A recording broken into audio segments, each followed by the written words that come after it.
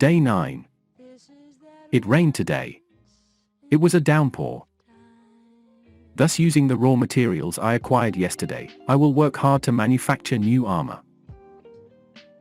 The Goblin Elder earlier told us about the needle-like steel grass and the sturdy string-like slender ivy that grew in the vicinity, so yesterday on the way back we already made ourselves a supply to use when sewing with the armored tanuki skins furnished with shells and the night viper skins. The first thing I made was my torso armor. I wanted to use the armored tanuki skin for the front and back, but the most important part was that the rear part was sturdy, and the rabbit horns that earlier were used to protect the rear were used to patch up the front. I mostly succeeded in closing any gaps. With this I have finally ranked up my garment from the worn-out loincloth. The previous armor before? No, those were only horns fastened with ivy, therefore it cannot be called clothes. Moreover, the worn-out loincloth is equipped by default. Next I made a wooden square. I wanted to use the remaining shells to reinforce it. Though it is still quite shabby, with this a sturdy shield is completed. This is a present to Gobukichikuan. No, I use the dual-wield style, and the shield is too oversized for me to use. So Gobukichikuan, who is the vanguard, should use it. Besides, lately he had started to be able to use the cudgel one-handed, and not using one hand is wasteful. When I handed it over, he was very much delighted. Gobukichikuan was equipped with his wooden cudgel, which was the same size as his torso, the shield crafted from the tanuki's carapace, and the wooden torso armor. Yes, he's starting to look quite good. Next is Gabumichan's body armor. Utilizing the remaining snake skin and 7 prismatic colored bat wings, and a small amount of the remaining horns, I stitched those together and a body armor that reminded me of a national costume was made. Because it was made using the 7 colored bat's wings, it was quite vibrant, however the bat wings proved to be surprisingly robust and elastic. Since the horn was arranged for protecting the vitals, the minimum required level of defense is expected. After that I tried to make a necklace out of the 7 colored bat's fangs. Well, I felt that I didn't really have many options for using them, so it was more something like a bonus. The finished product was presented to Gabumichan. She was very delighted too. That's right, next time I craft something I'll try to make weapons for myself, armor for Gobukichikuan, and a bow and quiver for Gabumichan might be good, I think. Today's meal was what I ate during my infancy period, although it was just few days ago, caterpillar-like insects. These could be gathered in the cave. Because it's unexpectedly tasty, this bug should not be underestimated. Though I did not learn anything from eating it. Day 10. I went out hunting. Today's spoils were horned rabbits, night vipers, and armored tanukis. We were unable to capture a 7/7 colored bat.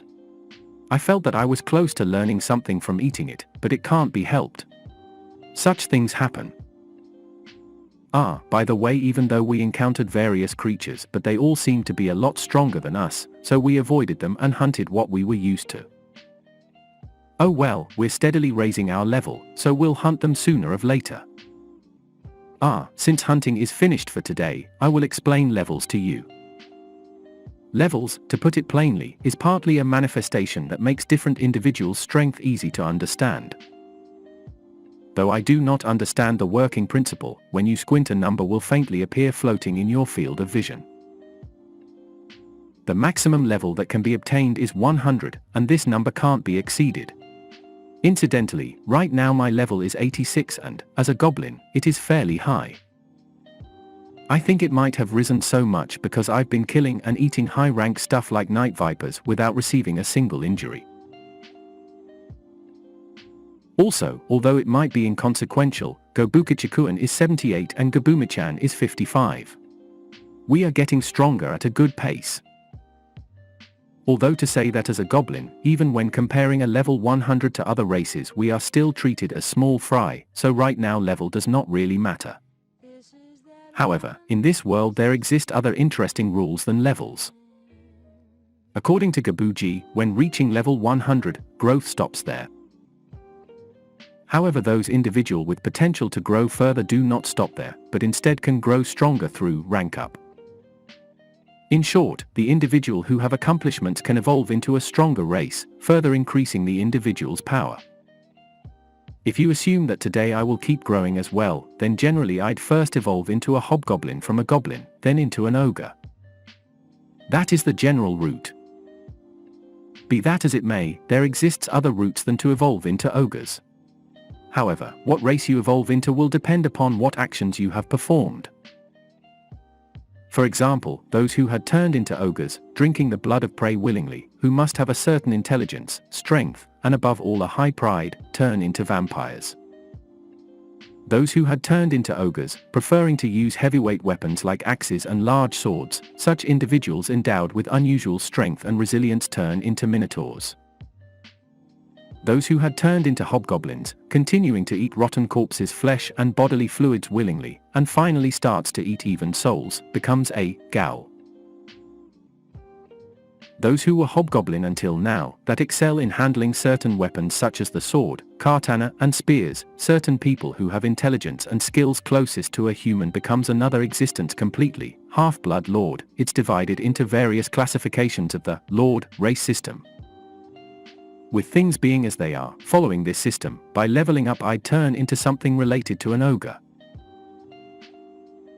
This law of the evolution of species is, to put it bluntly, very strange. However, since it actually happens I can't deny it, and for me who's living in a world of survival of the fittest this helps me too. Well, Gobuji says that usually, rank up doesn't happen early. Because I wanted to see how far I could go, I didn't have a problem with that and decided to treat it as a challenge. Nevertheless, for example, even if I become an ogre, I wonder what sort of evolution I will have.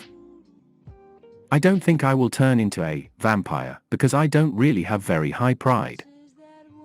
Probably not minotaur, since I prefer light thrusting class weapon more than heavier weapons. I really don't want to turn into a ghoul. Well, the ghoul class is an undead, the same as the vampire, and there exist several different undead you can evolve into, for example the spell-slinging, lick, or the headless horseman, Dullahan, according to Gobuji. If you want to become an undead-type monster, it is easier to turn into a ghoul than a vampire, however losing the flesh of your body is a definite weakness. The evolution that seemed best to me from his explanation seemed to be the Lord, who used various types of weapons. Oh well, I still have a long way to go and it is not happening anytime soon. Having tired out from listening to his speech, I slept since night had fallen. Chapter end.